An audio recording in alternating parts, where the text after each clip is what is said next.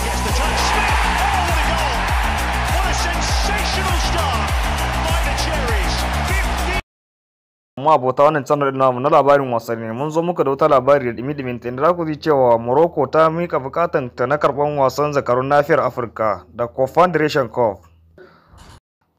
Ita dai Morocco tana son a buga wasan karshen Champions League din a babban filin ta na Mohammed Nabir da ke Casablanca, a yayin da take fatan a buga wasan karshe na Confederation a filin Maula Abdullah da ke Rabat. Tuni dai ita hukumar ƙwallon ƙafar ta Morocco ta mika wasikanta ga hukumar ƙwallon ƙafan Afirka waton CAF kan buƙatar izinin karɓan wasannin. Hakan ya biyo bayan da hukumar CAF ɗin waton hukumar ƙwallon ƙafan Afirka ta nuna cewa dukkan membobin da suke da buƙatar karɓan bakuncin wasan za su iya zawarcin wasan. Daga bisani ita hukumar CAF ɗin ta ce za ta tantance ta duba wanda ya cancanta, wanda za ta iya fitar da ita kunya sannan ta ɗauka ta bata wasan.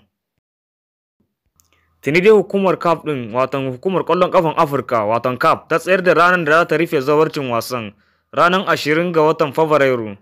Ake sa ran da a rufe takardun izinin zawarcin wasan nahiyar Afirka kenan. Ita dai Morocco ita ce ta zamto ƙasa ta biyu da ta nuna buƙatar karɓan izinin wasan zakarun nahiyar Afirka bayan da South Africa, Afirka ta Kudu ta nuna cewa ita ma tana da sha'awar yin hakan.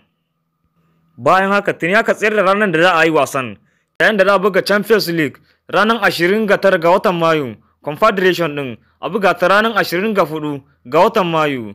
Domin samun labarin wasanni dare da rana na gidan Afirka da ma na ƙetaren ƙasashen Turai, ku kasance da wannan channel din namu mai albarka. Sannan muna shawartar ku da ku danna mana subscriber domin mu samu ƙwarin gwiwan kawo muku labarin wasanni dare da rana a kowane lokaci.